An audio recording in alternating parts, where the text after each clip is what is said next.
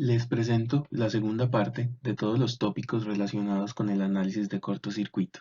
Esta segunda parte de nuestro módulo 4, de igual forma, será dictada por el experto ingeniero Santiago Arias Guzmán. Vamos a pasar a ver otro concepto, que son los sistemas en por unidad. Entonces, cuando vemos los sistemas en por unidad, estos sistemas se hacen para tener una formulación que permita tener un análisis de los parámetros del sistema de forma normalizada.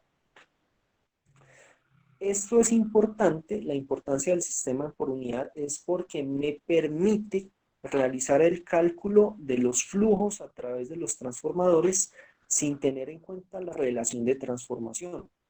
Es decir, puedo reemplazar al transformador como una impedancia serie.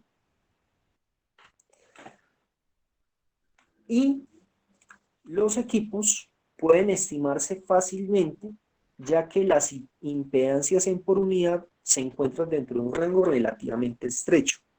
Para las personas de aquí que estén bien, que estén manejando, por ejemplo, lo que es MATLAB Simulink, si ustedes descargan el manual de uso de Simulink, lo que es el Power System Library, ustedes encontrarán que normalmente se suelen tener en consideración algunas impedancias en por unidad típicas para la simulación de transformadores o motores, porque ya a través de la experiencia pues se ha podido determinar qué son las impedancias típicas que tienen estos equipos en por unidad.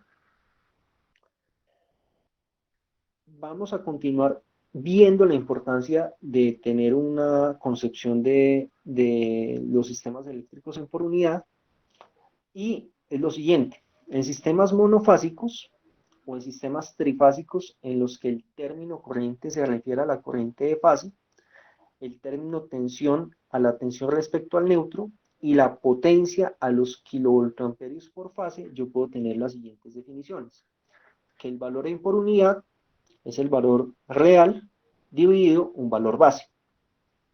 Y puedo tener esta definición tanto para la tensión, la corriente, la potencia y la impedancia. Como estamos hablando de los parámetros de tensión, corriente, potencia, impedancia, yo puedo tener una relación entre esos parámetros, como por ejemplo la potencia base igual a la tensión base por la corriente base, y la impedancia base igual a la tensión base dividida por la corriente base. Es decir, si yo tengo una cantidad, dos parámetros base, yo puedo empezar a calcular los demás, ¿de acuerdo? Este es un ejemplo en el cual yo puedo empezar a realizar dicho cálculo, por ejemplo, ignorando la tensión, la impedancia base. Si yo elijo una misma potencia base en ambos lados de un transformador y se eligen las tensiones base de acuerdo a la tensión de cada devanado, ya sea el devanado de alta y el devanado de baja, yo puedo hacer que la impedancia serie en por unidad del transformador sea igual para ambos lados. Vamos a ver. La impedancia normalmente se puede relacionar el lado de alta y el lado de baja a partir de la relación de transformación que nosotros sabemos es dependiente de la cantidad de espiras que tenga cada uno de los devanados, ¿cierto? Y tenemos entonces que la impedancia base de uno de los devanados yo la puedo relacionar con la tensión base en ese lado del devanado y la potencia base que ya definimos que va a ser igual en ambos lados. Yo puedo definir la impedancia en cada uno de los devanados en por unidad y recordando que si igualamos la potencia base en ambos devanados del transformador, lo que voy a tener es que yo puedo hacer la igualdad de la impedancia en por unidad de ambos devanados del transformador. Con ello, llegamos a la siguiente formulación y recordando que la tensión base qué pena, la tensión y la relación de transformación se pueden definir por la siguiente ecuación, pues podemos anular esta parte de la ecuación y podemos determinar que la impedancia en por unidad va a ser igual para el lado de alta y para el lado de baja. ¿De acuerdo?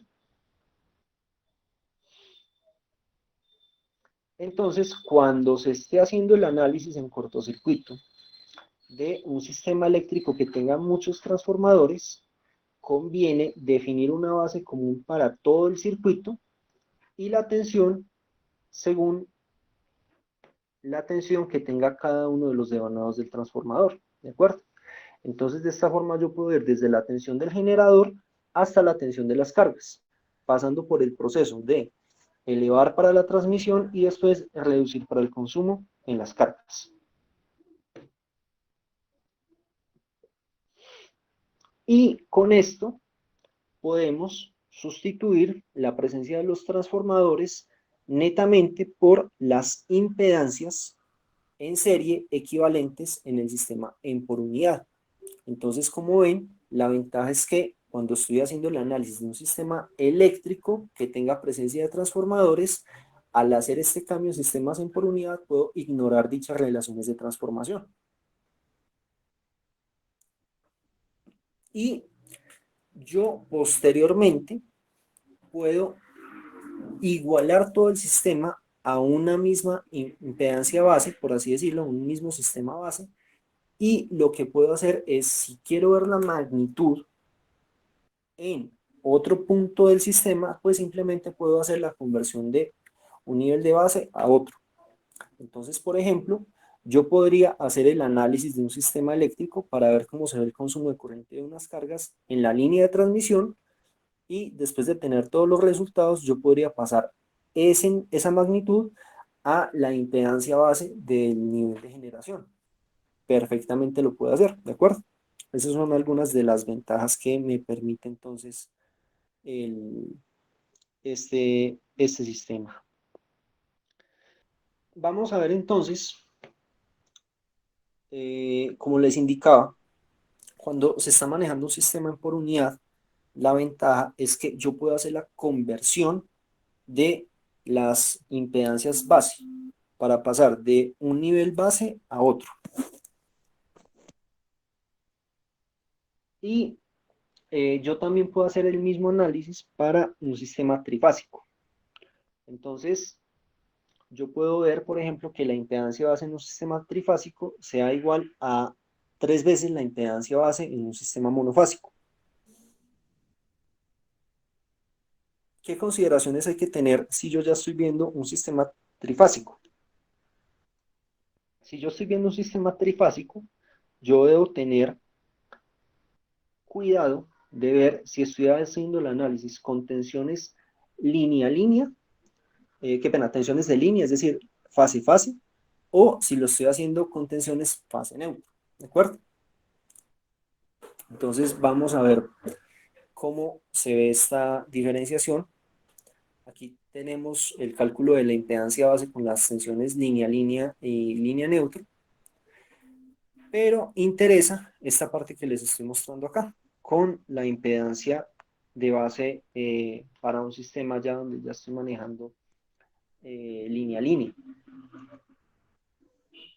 ¿De acuerdo? Miren ustedes que el nuevo parámetro que antes no estaba involucrado va a ser este 10 a la 3. ¿De acuerdo? Esto es importante que lo tengan en cuenta para cuando estén haciendo la aplicación, digamos, de este cálculo en sistemas por unidad. Bueno, vamos a pasar a ver un ejemplo de la aplicación de los sistemas en por unidad.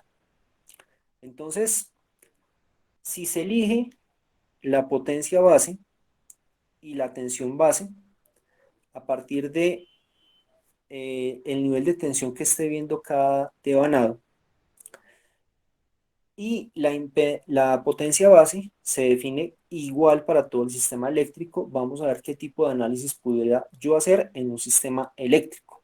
Miren este caso es un caso en el cual yo tengo una generación, es decir, tengo un punto que me está representando al operador de red, o incluso una generación propia del usuario, tengo un proceso de transformación, tengo un proceso de transmisión porque lo estoy haciendo a través de una línea, o en este caso podríamos denominarlo un poco de distribución por el nivel de tensión, y posteriormente hasta llegar al nivel de las cargas, donde se está definiendo, por ejemplo, lo que son dos cargas RL y un motor. Entonces vamos a ver cómo se puede hacer el análisis con los sistemas en por unidad. Lo primero que tengo que hacer es definir cuáles son los valores de base. Noten ustedes entonces que a partir de dos parámetros de base, la potencia y la tensión, yo puedo calcular los otros dos parámetros de base. Puedo calcular la corriente base y puedo calcular la impedancia base. Este proceso lo puedo hacer para la línea. Noten que la potencia base es igual, pero la tensión base es diferente. ¿Por qué? Por la presencia de los transformadores. Y posteriormente también lo puedo hacer en la carga. ¿Qué voy a tener entonces? Voy a tener los parámetros de impedancia, ejemplo, los 2 ohmios del generador. Yo puedo ver esos 2 ohmios en el nivel de tensión de la línea. Es decir, que puedo hacer todo el análisis como si fuera un circuito serie, visto desde la tensión de la línea. O yo podría hacer el mismo análisis llevando a la tensión de la carga si la tensión fuese diferente a los 13.8 kilovoltios. Vamos a ver esto. Noten la tensión en este parámetro. El generador es de 10.000 kilovoltiamperios con una tensión de 13.8 kilovoltios y una impedancia de 2 ohms. Si yo refiero todo el análisis en la tensión de la línea, lo que tengo es que la impedancia reactiva en por unidad va a pasar a ser 45.6 ohmios. Y ustedes preguntarán, bueno, ¿pero por qué?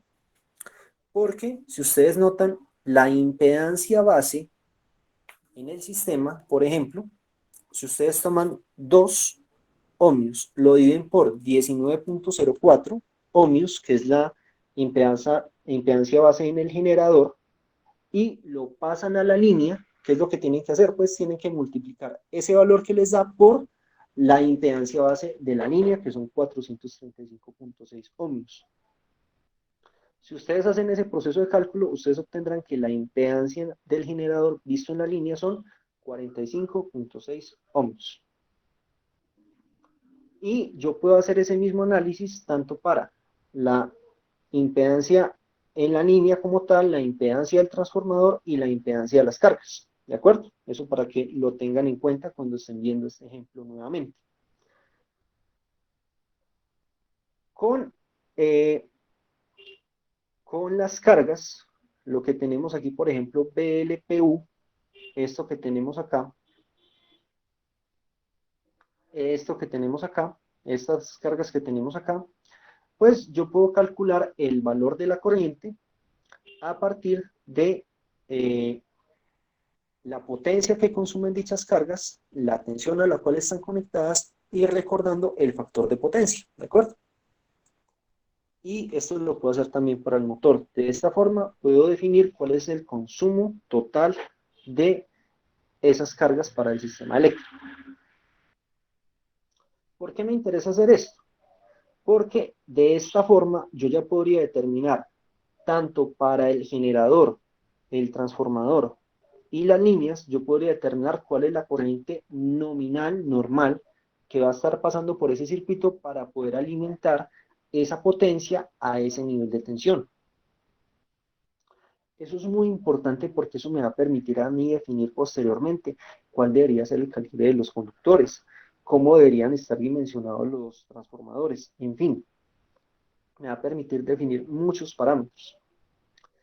Y como les indicaba anteriormente, es muy importante entender que cuando ustedes hacen el análisis en por unidad en una porción del sistema, ustedes pueden, después de obtener los valores, ustedes pueden pasar con los valores base a cualquier otro punto del sistema y los resultados tienen que ser los mismos. ¿De acuerdo? Bueno, retomando, vamos a ver entonces ahora los transformadores. En los transformadores, recordemos que, como les indicaba anteriormente, la relación de transformación que se da por el flujo que está corriendo a través del núcleo y el cual me va a generar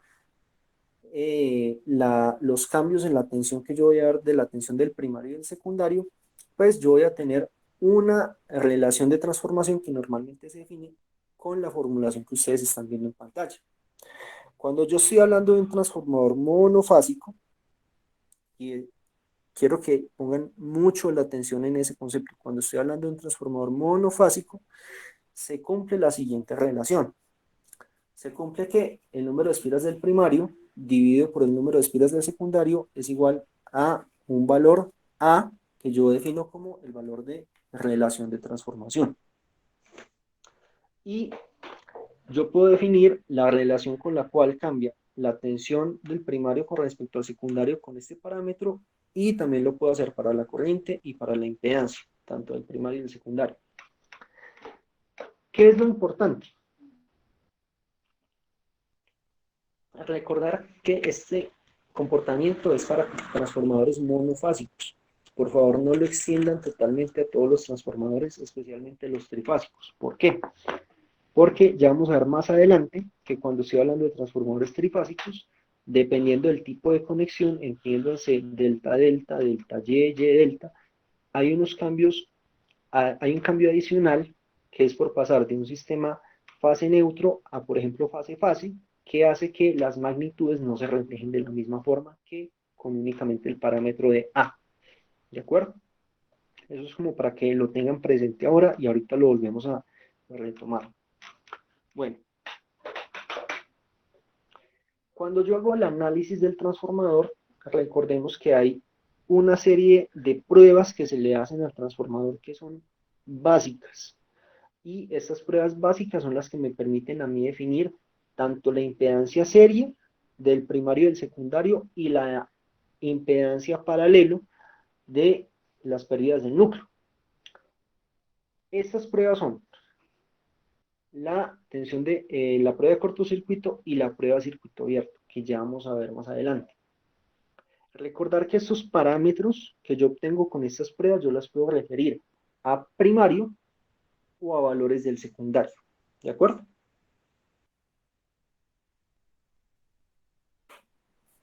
Y recordar que yo puedo hacer estas pruebas para poder determinar cuáles son las pérdidas tanto en el cobre y las pérdidas en el núcleo. Entonces, cuando estoy viendo las pérdidas en el cobre, esto se hace a partir de la prueba de cortocircuito. ¿Qué es lo que se hace? Se cortocircuita uno de los devanados, normalmente el devanado de baja tensión, y en el devanado de alta tensión se empieza a aumentar la tensión porcentualmente hasta que en el devanado que está cortocircuitado la corriente llegue al valor nominal.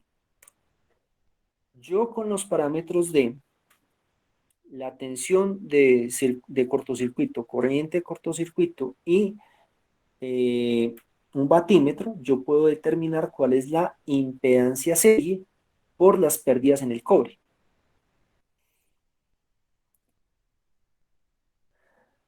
Aquí es un dato muy importante que ustedes lo tengan en cuenta. Si yo llego a tener un incremento muy pequeño porcentual de la tensión y estoy teniendo en el devanado cortocircuitado una corriente que ya es la nominal, ustedes se podrán hacer una idea qué pasa cuando yo tengo un cortocircuito en ese devanado y tengo la tensión nominal en el devanado del otro lado. Es decir, ya estamos hablando de una magnitud de corriente mucho mayor a la corriente nominal, ¿cierto? ¿Por qué? Porque miren que la única impedancia que está limitando eso es la impedancia serie, ¿cierto? Bueno, la prueba en circuito abierto. ¿Qué se hace en la prueba en circuito abierto? Se abre el circuito de alta y se aplica tensión en el lado de baja, hasta que la tensión en el lado en circuito abierto alcance la tensión nominal. ¿Qué es lo que estaríamos viendo ahí? Estaríamos viendo las pérdidas únicamente por el núcleo, ¿de acuerdo? Y la forma de calcular esos parámetros es como lo estamos viendo en pantalla.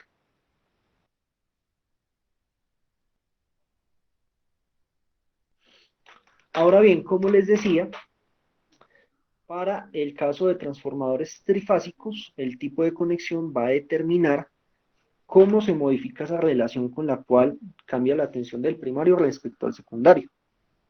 Entonces, si yo tengo una conexión YY, yo tengo que la relación no cambia, porque pues el cambio en magnitud, ese raíz de 3 que nosotros tenemos al hacer el cambio de línea, línea fase, pues no lo estamos viendo presente. En el caso de los delta delta tampoco estamos viendo presente un cambio, pero en el caso delta Y, yo ya estoy viendo una nueva un nuevo parámetro involucrado, que es ¿cuál? La raíz de 3. Entonces, esto es importante tenerlo en cuenta. ¿Por qué?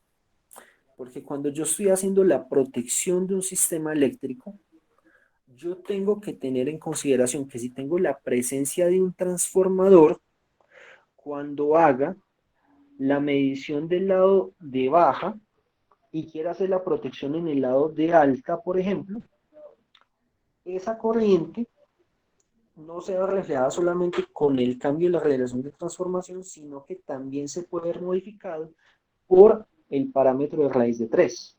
¿De acuerdo?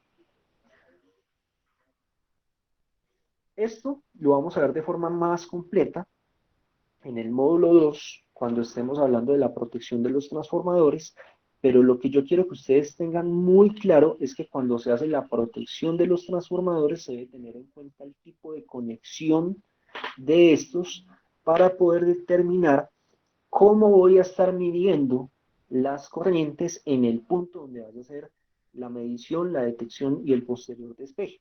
¿De acuerdo? Bueno, aquí vemos el caso contrario, Y delta, pero como ven ustedes, nuevamente tenemos el parámetro raíz de 3. Bueno, aquí un corto ejercicio donde estamos viendo cómo podemos ver esos parámetros del transformador, cómo modifican cómo están modificando los parámetros que nosotros estamos calculando en un sistema eléctrico, como para ver qué tiene una influencia en las magnitudes que se pueden ver reflejadas. Entonces el ejemplo dice así: se conecta un transformador de 100 kilovoltamperios que convierte de 12.000 voltios a 2.400 voltios a un generador de tensión nominal de 12.000 voltios mediante una línea de alta tensión de impedancia de 15 ohmios más 64 ohmios reactivos y suministra potencia a una carga inductiva a partir de una línea de baja tensión con la impedancia de 1.27 ohmios más 1.76 ohmios reactivos. Determinar la tensión del generador necesaria para mantener 2.300 voltios en la carga cuando por esta circula la corriente nominal del transformador con un factor de potencia 0.8 inductivo. Los datos obtenidos del ensayo de cortocircuito en el que se realizaron las medidas en el lado de baja tensión son las siguientes. La tensión de circuito abierto, de cortocircuito, 123 voltios. La corriente de cortocircuito, 41.7 amperios. Y la potencia de cortocircuito, 1.05 kilovatios. Entonces, tenemos el sistema eléctrico. Miren que aquí ya lo estamos pasando el transformador a la impedancia serie, ¿cierto? Estamos viendo en el generador los parámetros base de tensión y de potencia. Estamos calculando sus parámetros base de corriente y de impedancia. Y en la línea, sabemos que son las mismas bases del generador. Y en la línea de baja tensión vamos a tener las bases del transformador por el cambio de tensión. Calculamos las nuevas bases para este nuevo nivel de tensión y ahora podemos determinar cuál va a ser la impedancia serie del transformador. En este caso, miren que la impedancia del transformador va a ser la tensión de cortocircuito dividido la corriente de cortocircuito. Podemos definir la resistencia de este mismo transformador a partir de la potencia de cortocircuito, que como les dije lo medimos con un batímetro, y la reactancia a partir de despejarla de la representación de la impedancia con la resistencia y la reactancia. Con esto tenemos la impedancia del transformador en serie y con esto podemos definir este cálculo pasando este valor de impedancia a un valor en PU. Con esto podemos hacer este mismo proceso para todas las líneas, para hacerlo todo en un mismo sistema, en un mismo punto. Y posteriormente podemos también calcular la impedancia de la carga. Y posteriormente ya podemos empezar a determinar entonces una impedancia total. Entonces miren ustedes que en los bornes del generador vamos a tener que soportar un nivel de tensión tal para poder mantener un nivel de tensión de 2300 voltios en la carga. Y miren que esto lo podemos determinar al hacer el cambio del sistema eléctrico con un sistema en PU y ahora ya podemos ver todo en los bornes del generador. Entonces miren ustedes acá que lo que tenemos es que el generador tendría que estar generando 1.07 con 40.88 grados. ¿Qué otra alternativa hay si yo quisiera, por ejemplo, tener un nivel de tensión un poco más elevado en la carga? Yo podría estar pensando, por ejemplo, en modificar los taps del transformador que están haciendo la alimentación de su usuario. Pero bueno, es un ejemplo, como les indico, para ver cuál es el efecto que tiene la impedancia del transformador cuando se analiza un sistema eléctrico. Como lo ven, aquí él va a estar representando una impedancia que tengo que considerar para hacer este tipo de análisis.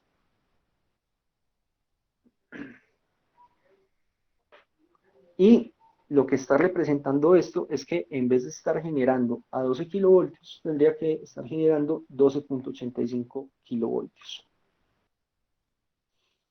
Bueno, aquí hay un ejercicio adicional en el cual se está presentando cuál debería ser una regulación de tensión para sostener un nivel de tensión en la carga, pero por cuestiones del contenido de la diapositiva lo voy a dejar para que ustedes lo consulten.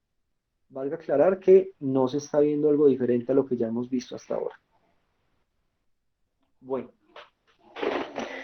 ahora bien, después de ver este contenido, lo que nos interesa es determinar cuáles son las componentes que aportan al cortocircuito. Ya nos interesa entender cuáles son los equipos que pueden aportar al cortocircuito y en qué forma lo hacen.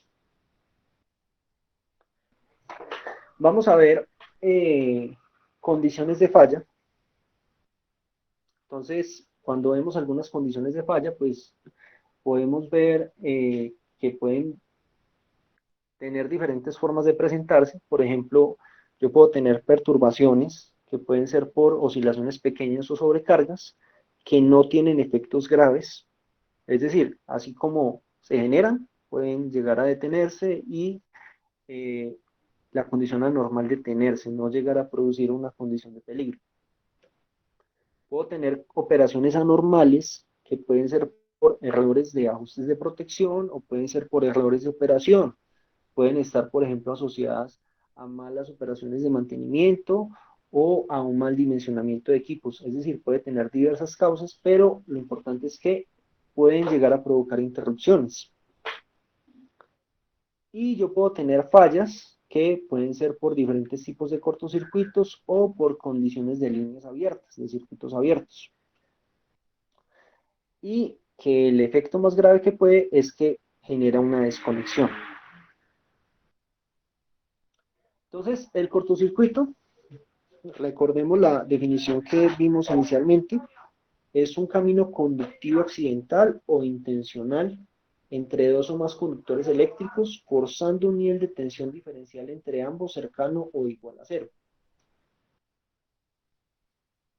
Aquí estamos viendo, por ejemplo, una caída de una rama de un árbol sobre una línea aérea y que en este caso me puede estar generando un cortocircuito trifásico a tierra. ¿Qué diferencia, eso es para que lo piensen en el momento, qué diferencia habría entre una falla trifásica a tierra y una falla netamente trifásica? Bueno, entonces, cuando yo hago el análisis de las fallas, yo puedo ver ese análisis y yo puedo ver que puede tener diferentes causas. Puede ser por una falla de aislamiento, que como yo les indicaba anteriormente, puede ocurrir en sistemas de baja tensión y baja potencia, o yo puedo tener fallas de conducción. Yo puedo tener estas fallas ya sea por contacto, ya sea porque un conductor energizado tiene algún contacto con tierra o tiene un contacto con alguna pieza metálica o tiene un contacto con otro elemento eléctrico o puede tener algún origen, ya entiéndase que es una falla eléctrica, por ejemplo una perforación del aislamiento.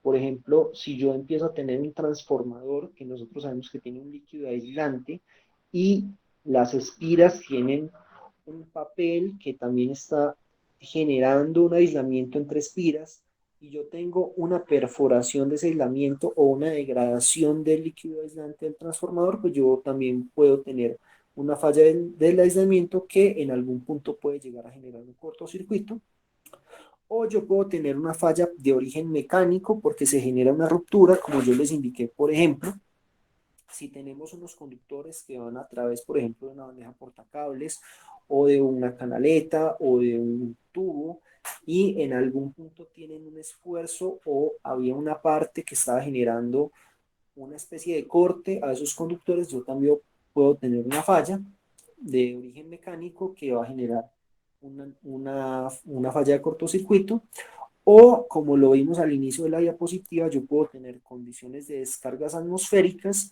que pueden generar que se generen caminos ionizados en lo que son los aisladores, ¿cierto? Pueden haber muchos orígenes. Aquí me permitirán tomar aire, pero la idea que quiero que tengan es, hay muchas causas, hay muchas consecuencias, tenemos mucho trabajo por hacer. Y también entender que yo también puedo tener falla en conducción, que puede ser una falla por una condición de circuito abierto. Es decir, deja de enviarse la energía al sitio donde yo la requería. ¿Qué tipos de falla pueden presentarse? Yo puedo tener fallas o perturbaciones esperadas, que son, por ejemplo, causadas por la naturaleza, como las descargas atmosféricas o contactos de ramas o animales. Entonces, ejemplo, si ustedes están caminando en un sitio rural, por ejemplo, ya he tenido estudiantes que me han indicado, no, es que yo soy de finca. Ah, bueno, listo. Y si usted se va para finca y mira las redes aéreas de distribución, usted notará que de pronto las condiciones de mantenimiento de poda de árboles no son las mejores. Usted notará que tal vez sea necesario el conductor ecológico en algunas partes porque se sabe que hay presencia de árboles y pueden hacer contacto con las líneas, cosa que no debería pasar, por ejemplo, en una red de tipo urbana. ¿De acuerdo? Hay diferencias que pueden existir. También yo puedo tener tendencias esperadas de las descargas atmosféricas. Aquí un compañero lo mencionó, el estudio con la NTC 4552. ¿Qué sucede entonces? Que yo puedo conocer una tendencia aproximada de la cantidad de descargas atmosféricas que se pueden presentar en un sitio. No quiere decir que sea palabra sagrada, pero por ejemplo, nosotros podríamos determinar que un sitio como Samaná tiene una cantidad de descargas atmosféricas muy elevada, comparada con algunas otras zonas que no es igual.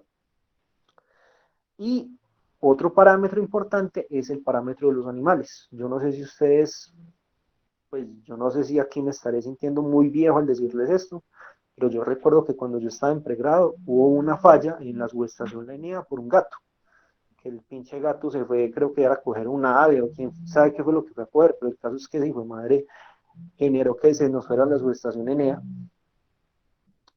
Hay muchas causas. En los Estados Unidos, por ejemplo, tienen un monitoreo en tiempo real de la cantidad de fallas que causan las ardillas. También pueden presentarse muchos otros animales que pueden generar condiciones de falla cortocircuito, como son serpientes, porque están atraídas por el calor que pueden generarse en los equipos eléctricos, o por ejemplo aves, porque generan un nido donde no deben. Pero bueno, son tipos de fallas que pueden tener cierta tendencia esperada.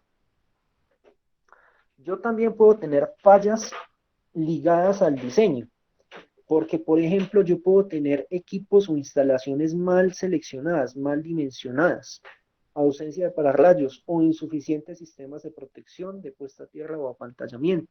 Entonces yo les voy a citar un ejemplo. ¿Qué pasa si yo tengo un tomacorriente y el tomacorriente está con una capacidad determinada? Entiéndase, por ejemplo, que yo defino que está diseñado para que tolere 20 amperios o 30 amperios. ¿Y qué pasa si yo coloco un conductor que no tiene esa misma capacidad de corriente? Estoy generando, por así decirlo, un cuello de botella en el cual, si se llega a tolerar el nivel de corriente que alguno de esos dos equipos no tolere, pues lo que voy a estar generando es una falla. ¿Qué es lo que quiero que entiendan? Quiero que entiendan que en el proceso de diseño y de instalación y de inspección y de mantenimiento, yo tengo que velar porque las cosas sean dimensionadas, instaladas, inspeccionadas y con el mantenimiento adecuado para lo que fueron inicialmente ideadas.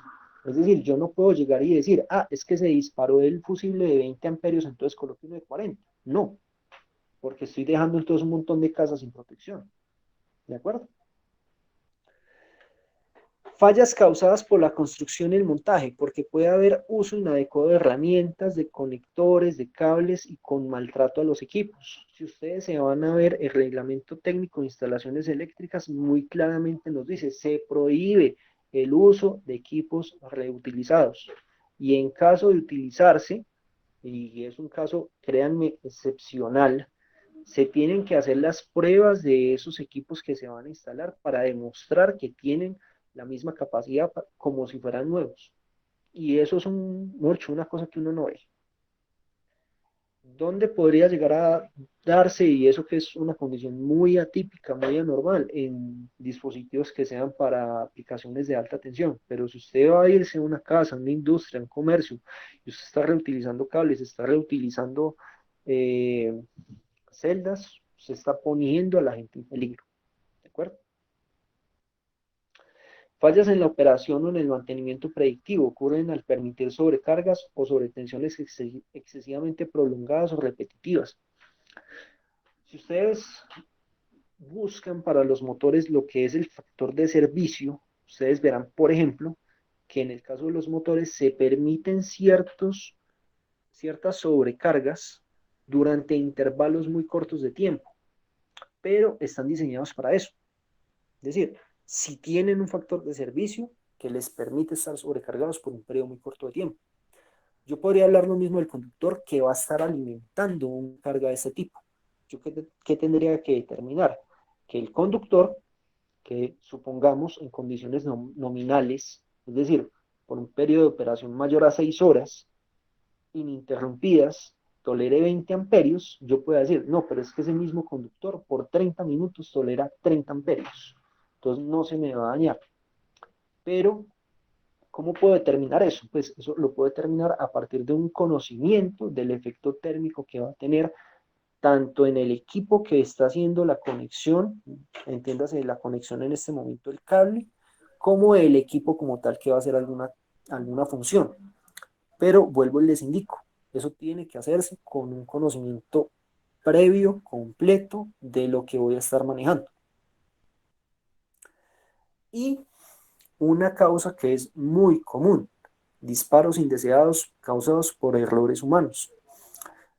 Una de las causas muy comunes de algunas interrupciones son en verdad errores humanos a la hora de seleccionar y ajustar los dispositivos de protección. Como les indicaba al inicio, la causa de cortocircuito más frecuente suele ser la monofásica. Le sigue la bifásica y por último la trifásica. ¿Esto de qué depende? De buenas prácticas de ingeniería. Si yo tengo, por ejemplo, un mal plan de mantenimiento en una zona rural y no consigo un plan de poda o no consigo conductores ecológicos, es muy probable que yo me esté arriesgando a que suceda ocasionalmente el contacto de ramas con las líneas. Es decir, es posible que se generen fallas bifásicas o trifásicas en un mayor porcentaje que normalmente se debería presentar. Un ejemplo, no más para citar. ¿Qué causas pueden generar estos cortocircuitos? Como lo veíamos al inicio, pues pueden darse por condiciones atmosféricas, por causas mecánicas o por causas eléctricas, por tempestades y rayos, por roturas de conductores o aisladores, o por errores humanos o aislantes envejecidos. Aquí, por ejemplo, estamos viendo una gráfica que me está mostrando la densidad de descargas atmosféricas en el mundo y como ustedes lo pueden apreciar, la cantidad de descargas atmosféricas en nuestro país es bastante elevada. Es decir, existe una cantidad de densidad de descargas atmosféricas muy alta al año en nuestro país.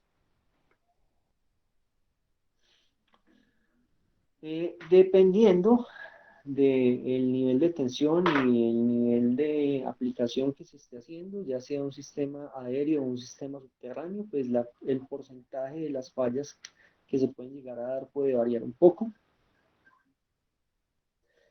Y es importante que entender que estas fallas, estos cortocircuitos, pues básicamente lo que pueden generar en el lugar de la falla son consecuencias bastante graves.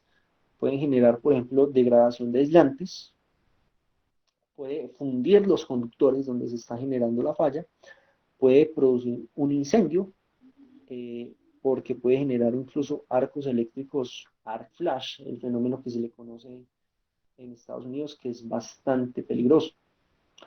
Y si yo veo el circuito que se está afectando, ya no el punto donde está generando la falla, sino el circuito que está haciendo, que está tolerando ese cortocircuito, pues se pueden generar algunos sobreesfuerzos electrodinámicos, que pueden generar la deformación de los juegos de barras o desprendimiento de los cables. Es decir, no solamente el punto donde se genera la falla puede llegar a tener consecuencias.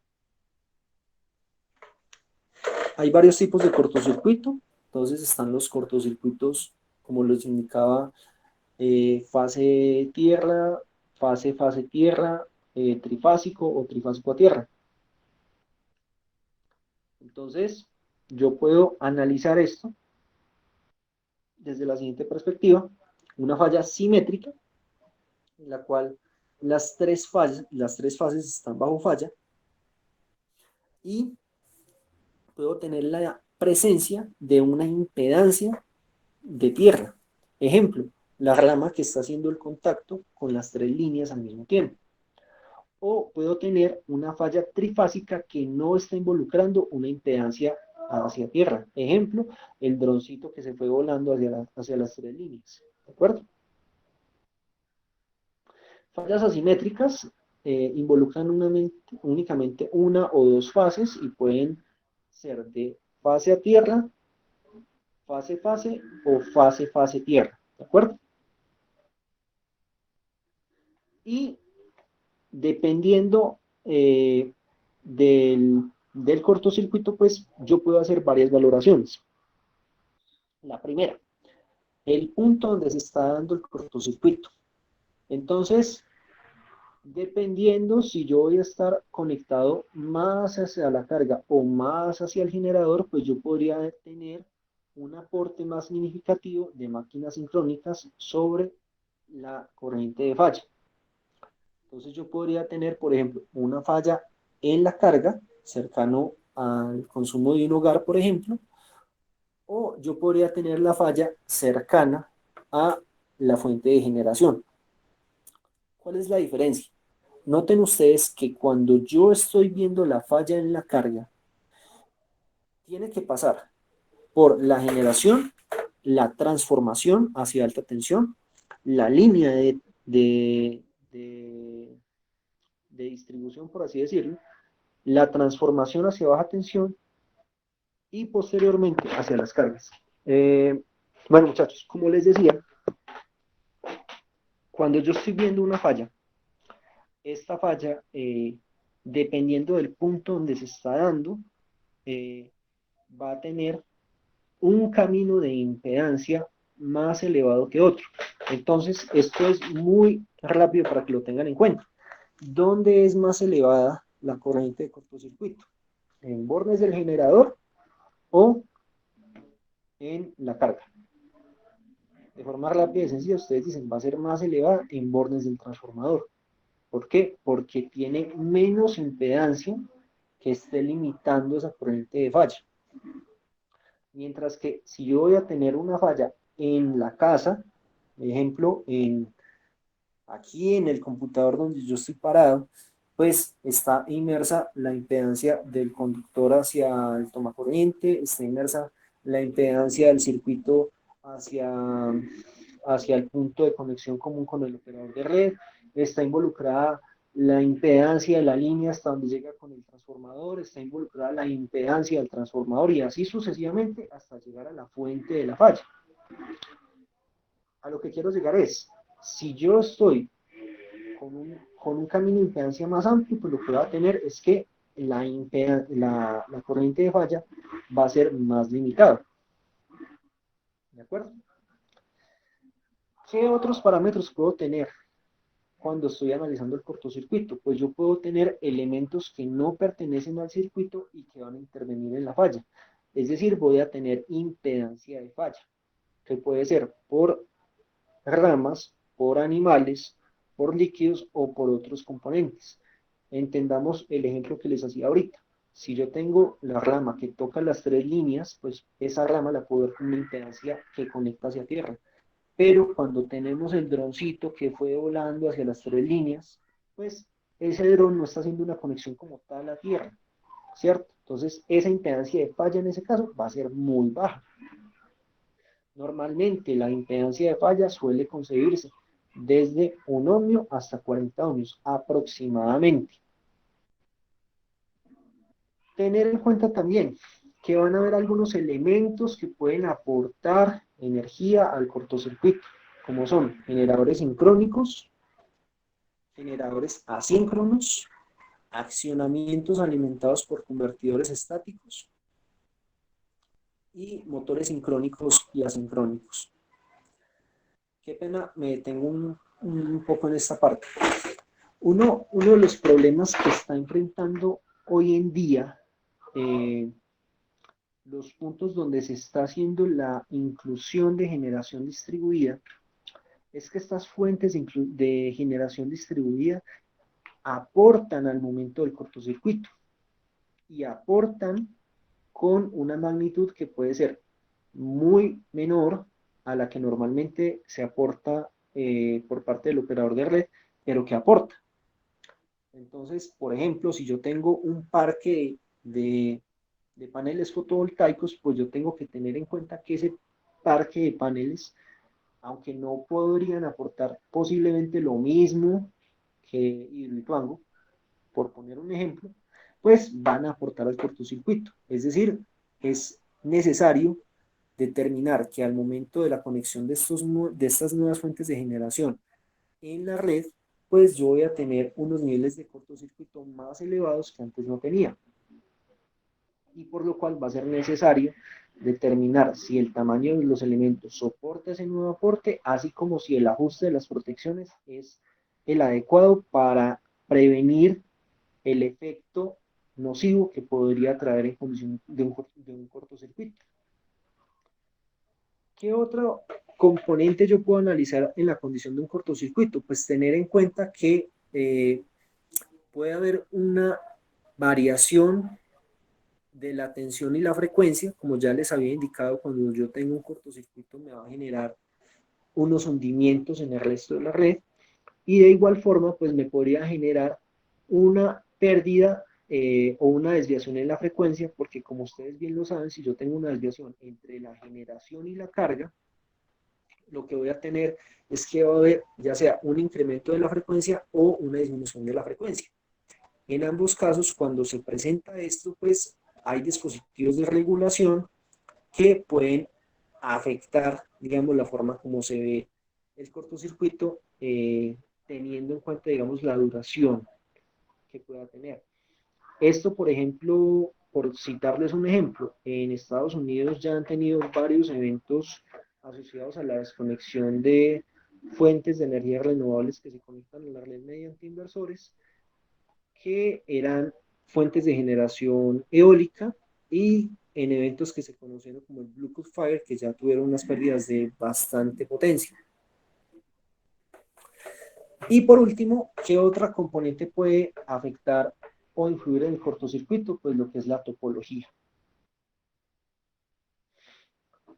Ahora bien, ¿cómo se va a ver toda esa información que acabamos de ver en el cortocircuito? ¿Cómo la vamos a ver reflejada como tal en la forma de onda, en las magnitudes que yo puedo medir?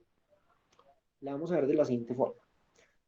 Si yo hago el siguiente análisis con un circuito RL normal, yo tengo una fuente de tensión, tengo una impedancia de falla por ese circuito, por esa carga RL que estamos viendo en la pantalla, y yo tengo que cierra el interruptor. Yo voy a tener que la corriente va a tener un comportamiento que se puede definir por la ecuación que están viendo en pantalla. Esa ecuación que están viendo en pantalla se puede ver gráficamente en el tiempo como la figura que están viendo en la parte inferior. ¿Qué estamos viendo en esta parte inferior? Estamos viendo que voy a tener una componente simétrica de corriente alterna. Si ustedes miran los primeros ciclos, ustedes van a ver que en esos primeros ciclos yo tengo unos ciclos de una forma de onda en color azul, línea punteada. Esa línea azul de línea punteada, miren que tiene un comportamiento y una magnitud estable durante toda la duración esta, de esta forma de onda que estamos viendo acá, ¿cierto? Miren que la forma de onda es estable, no cambia su magnitud. Mientras que miren que hay una componente que tiene un comportamiento exponencial decreciente en el tiempo, que lo vamos a denominar como la componente DC. Y miren ustedes que ese comportamiento esta magnitud va disminuyendo en el tiempo, y cuando tenemos la sumatoria de la componente simétrica alterna y la componente directa, lo que vamos a tener es que la forma de onda tiene un comportamiento asimétrico al inicio del cortocircuito. Es muy importante eso porque al momento de darse el cortocircuito, lo que vamos a tener es que este primer pico que se da en el primer semiciclo del cortocircuito me va a tener que determinar cuál va a ser la capacidad de tolerar ese esfuerzo durante ese intervalo transitorio. ¿Y quién lo va a tener que soportar? Este señor. ¿Y quién lo tendría que soportar? Una carga. ¿De acuerdo? ¿Qué tenemos entonces? Que yo puedo ver una forma de onda asimétrica, que es como la que están ustedes viendo aquí en negro en la pantalla superior, y una forma de onda simétrica, que es la que están viendo ustedes aquí en la figura inferior. ¿Y a qué se debe estos cambios? Esta diferencia al inicio se debe a que las máquinas tienen un cambio en el flujo del entrehierro que no es el mismo en el instante cuando ocurre el cortocircuito que el de unos ciclos posteriores. Resulta entonces que nosotros sabemos que estos componentes no cambian su comportamiento de forma instantánea, y lo que tenemos es que podemos ver el fenómeno del cortocircuito en 3 intervalos de tiempo. Lo podemos ver en un periodo subtransitorio, miren que estamos hablando de semiciclo, ¿cierto? Ni siquiera estamos hablando de un ciclo subtransitorio, un periodo transitorio, y un periodo permanente. Entonces yo puedo ver que esto se puede reflejar en las reactancias de las máquinas sincrónicas, y yo puedo determinar entonces que van a tener un comportamiento creciente, es decir, a medida que incrementa el tiempo, la reactancia va a ser mayor, y tenemos entonces que podemos dividir ese intervalo en 3 periodos de tiempo, como les decía: periodo subtransitorio, transitorio y el régimen permanente. ¿Qué es lo que da lugar a esto? Da lugar a que cuando yo estoy haciendo el análisis de cortocircuito, yo debo tener en cuenta con qué impedancia voy a hacer ese análisis. Si lo voy a hacer con la impedancia de reactancia subtransitoria, con la reactancia transitoria o con la reactancia de régimen permanente. Y cada una de ellas tiene una importancia. ¿Por qué? Si yo tengo el periodo subtransitorio y yo tengo la magnitud de la corriente que alcanza en el pico, ya sea positivo o negativo, lo que yo voy a tener es que el interruptor tiene que tolerar ese periodo de tiempo, esa magnitud, que es la más alta que se puede llegar a presentar en el cortocircuito. Pero adicionalmente, yo no me puedo olvidar que hasta que no se despeje la falla, ese interruptor va a tener que soportar el esfuerzo mecánico que se da por el cortocircuito, por el valor de corriente que alcanza por la reactancia en el régimen permanente. Dicho de otra forma, yo voy a tener que, el interruptor va a tener que aguantar por un periodo muy corto de tiempo el esfuerzo al que se va a ver sometido por este valor de corriente, pero que hasta no se vea despejada la falla, va a tener que aguantar la corriente, que sigue siendo elevada, del régimen permanente. ¿De acuerdo? ¿Qué es lo que quiero que entiendan de esta parte? Lo que yo quiero que ustedes entiendan es que yo puedo analizar el circuito, el cortocircuito, qué pena, en esos 3 intervalos de tiempo, en el régimen subtransitorio, transitorio y permanente. Y que no va a ser el mismo aporte para todos los equipos.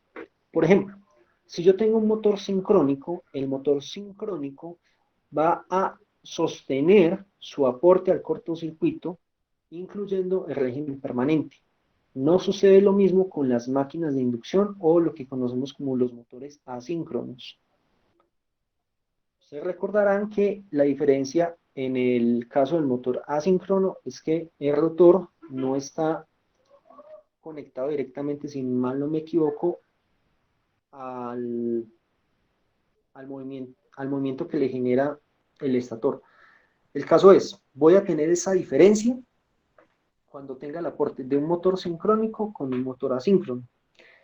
Esto va a llevar a que cuando yo tenga los motores de inducción, el aporte en el cortocircuito sea solamente en el periodo subtransitorio. Por esto no quiere decir de que su consecuencia en el cortocircuito sea menor, porque pues igual tenemos que tener en cuenta que al momento de darse el cortocircuito va a estar aportando una corriente al cortocircuito, ¿de acuerdo?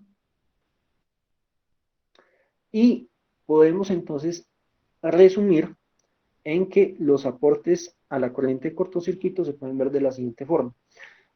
La corriente del sistema de suministro del operador de red, que tiene un comportamiento que llega a un pico y después empieza a decaer exponencialmente. La corriente en el generador sincrónico, en el motor sincrónico y en el motor de inducción o asíncrono.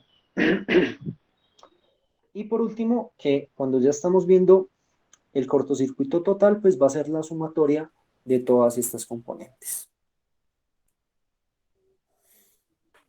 Pero lo importante que quiero que tengan ustedes en cuenta es que es muy importante determinar estas magnitudes para saber que los equipos toleren el esfuerzo al que se van a ver sometidos, y posteriormente para determinar cuáles son las magnitudes que tienen que despejar. Incluso, si ustedes miran la IEEE 80, ustedes verán que también es importante determinar de forma clara estos valores de cortocircuito para poder determinar que los conductores del sistema de puesta a tierra tolere el esfuerzo al que desea ser sometido cuando estoy drenando esa falla hacia tierra.